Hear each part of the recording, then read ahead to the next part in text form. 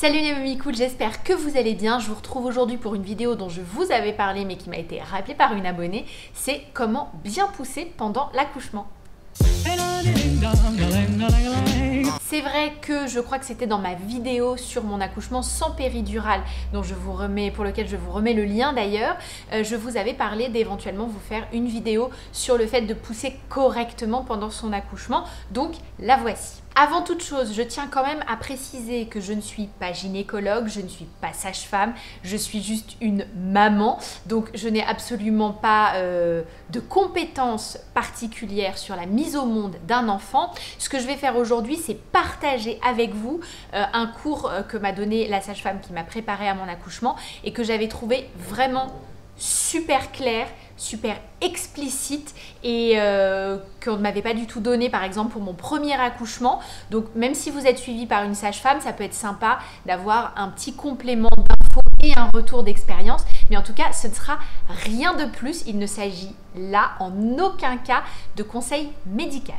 Ceci étant dit, on commence tout de suite donc pour savoir comment la sage-femme avec qui j'ai travaillé m'a appris à pousser correctement pendant mon accouchement. C'est vrai que quand on est sur un effort et particulièrement pendant l'accouchement où on peut avoir eu des contractions pendant plusieurs heures, on est fatigué, on a le corps qui est très sollicité, on peut avoir une réaction qui sera très animale, très instinctive et qui ne sera pas forcément la bonne pour pousser correctement. Aujourd'hui, vous le voyez, je me suis mise au sol pour faire exactement comme j'avais fait avec la sage-femme, c'est travailler avec vous sur les différentes manières, enfin sur les différentes façons de pousser dans différentes positions d'accouchement. J'ai donc repris mon petit cahier de préparation à l'accouchement et au chapitre pousser efficace, je vous lis très exactement ce que j'ai noté. Prendre une grande inspiration, puis une expiration très lente. Contractez très fortement les abdos et visualisez une ligne entre la poitrine et le pubis et poussez le long de cette ligne. Pensez à pousser le bébé vers le bas pour le faire sortir. Alors c'est vrai qu'au même titre que pendant les contractions, la visualisation joue un rôle énorme, je trouve, pendant la poussée pour l'accouchement. Donc il faut vraiment vous dire, alors je vais me redresser pour vous montrer. Vous voyez, en fait, il faut que vous poussiez sur cet axe-là, comme ça. Donc, à partir du moment où vous prenez votre inspiration, là, vous bloquez et vous poussez vraiment en imaginant que, ici vous avez votre diaphragme, en imaginant que votre diaphragme va expulser votre bébé comme ça. Donc il faut vraiment parce que parfois quand on pousse dans les poumons. On prend une grande inspiration, on bloque là et en fait notre expiration reste bloquée là. Donc en fait il faut vraiment partir d'ici, vous bloquez là, hop, et à partir de là, vous poussez pour faire descendre le bébé, vraiment en imaginant que vous avez une ligne droite comme ça qui traverse votre corps. Ce que m'expliquait la sage-femme, c'est qu'il y a deux manières de pousser et il faut vraiment vous entraîner chez vous pendant que vous êtes encore enceinte pour vraiment avoir le ressenti de la manière la plus efficace pour vous. Parce que elle, ce qu'elle me disait, c'est qu'il y a deux façons donc de pousser sur une expiration retenue et sur une expiration lente. Alors je vous explique la différence. Vous prenez donc votre inspiration, d'accord, et vous poussez soit en gardant votre air. Donc vous allez forcément en extraire un peu par le nez, mais vous gardez votre air et là vous concentrez tout pour pousser fort. C'est vraisemblablement la manière de pousser la plus efficace. La deuxième façon de pousser, c'est de prendre une grande inspiration, de bloquer et ensuite d'expirer très doucement, mais vraiment comme si vous faisiez sortir un tout petit filet d'air par votre bouche. Et sur cette toute petite expiration, vous allez faire sortir le bébé. Par exemple, dans mon cas, c'était la poussée sur une expiration qui fonctionnait le mieux. C'était là où j'avais le plus de sensations, où j'avais plus l'impression de diriger mon souffle, etc. Tandis que sur la retenue, je ne sentais pas vraiment d'effet, donc j'ai préféré ne pas trop insister sur cette façon de faire. Mais c'est pour ça que c'est important d'essayer de le faire chez soi pour vraiment bien se rendre compte des sensations, de comment le corps réagit, comment vous C'est ça, il n'y a pas d'autre mot. Comment vous le sentez dans votre corps. Donc maintenant, on va essayer de voir comment pratiquer ces expirations dans différentes positions.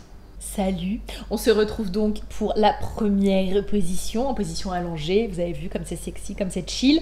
Donc oui, derrière c'est le bordel du goût, hein. Ne faites pas attention. Donc la position la plus classique, malheureusement pour les accouchements, c'est donc la position gynécologique où vous êtes de manière extrêmement confortable, comme ça. Donc là, à partir du moment où vous êtes dans cette position, vous essayez de faire votre poussée des deux manières pour voir ce que ça produit en fait en vous. Donc vous faites une première fois avec la retenue, donc une grande inspiration, blocage, et là, poussez pour sortir fort.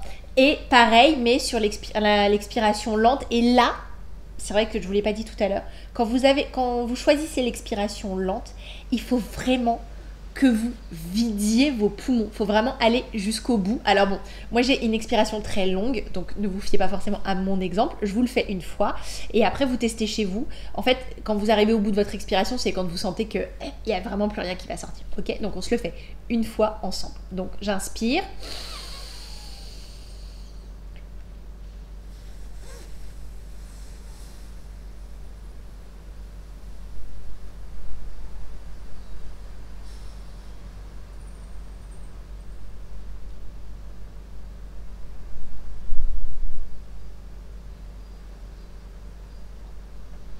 Voilà, chez moi c'est un petit peu long, mais c'est vrai que j'ai une très bonne capacité à sortir l'air de mes poumons et je suis moins forte sur l'inspiration, mais voilà, ça c'est un problème de yoga. Donc ça c'est la première posture qu'il faut que vous essayiez. Salut! Non mais cette vidéo est extrêmement drôle à tourner, vraiment. Donc ensuite vous avez la position du 4 pattes, si vous choisissez d'accoucher à 4 pattes. Donc là, idem, on regarde droit devant soi, enfin on regarde droit devant soi, non, en fait il vaut mieux regarder par terre, tête par terre. On inspire, on bloque, on pousse, ou bien on inspire, on bloque, on expire tout doucement. Donc vous avez celle-ci également à tester. Ensuite, l'autre façon de faire, mais qui est un petit peu compliquée chez moi à vous montrer parce qu'il faut avoir un appui sur un mur, c'est de pousser sur le côté. En fait, vous essayez chez vous avec un mur en face, vous vous mettez donc allongé. Vous savez quoi? On va essayer quand même sans mur. Allongé comme ça. Donc vous allez avoir la jambe du dessous. Qu'est-ce que je ferai pas pour vous? Vous allez avoir la jambe du dessous tendue, l'autre remontée comme ça. Voyez, hop, passer devant. Hop, je pose mon pied comme ça. Tac. Et ensuite, l'idéal est de prendre appui sur un mur en face de vous comme ça, pour vraiment pousser et prendre un petit peu appui pour vous. Ce sera un petit peu plus facile.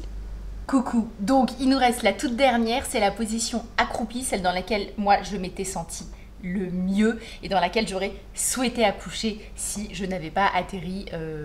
Bref, vous connaissez mon histoire. Pour celles qui me retrouvent pour la première fois, je ne vais pas me relancer dans ma diatribe, mais j'ai pas accouché là où j'avais prévu. La vidéo de mon accouchement est ici. On en restera là pour cette fois. Donc, on est en position accroupie. Alors ça, il faut que vous ayez appui sur un truc. D'accord? Sinon, c'est pas possible. On est comme ça et on pousse ou sur la retenue ou sur l'expiration. Et franchement, je vous retrouve ici. Franchement, moi, j'avais trouvé que c'était vraiment la posture où j'avais le plus de sensations physiques, où je sentais que vraiment il y avait quelque chose qui descendait. En plus, j'ai fait ce cours-là, j'étais à 7 mois de grossesse, donc je sentais vraiment le bébé. Il y avait vraiment quelque chose qui descendait. En revanche, la seule différence, c'est que c'était dans cette posture-là que je sentais qu'il fallait que je pratique la poussée sur la retenue. Bizarrement, pour les deux autres, ça me paraissait beaucoup plus simple de le faire sur l'expiration. Sur celle-ci, je le sentais mieux avec la retenue. Va savoir. Et voilà, c'est tout pour cette vidéo sur les techniques de poussée que j'ai apprises pendant ma préparation à l'accouchement. Si vous avez d'autres questions plus approfondies sur la manière de faire, etc., posez-la à votre sage-femme parce que moi je ne saurais pas forcément y répondre. N'hésitez pas également à poser toutes les questions possibles, à essayer de savoir s'il y a d'autres façons de faire, d'autres méthodes, etc. Parce que voilà, tous les professionnels de santé ne travaillent pas de la même façon. Moi vraiment cette méthode-là, je l'ai trouvée géniale. Ça me convenait très bien.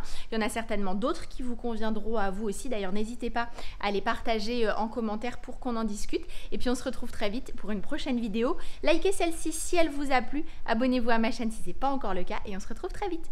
Bye.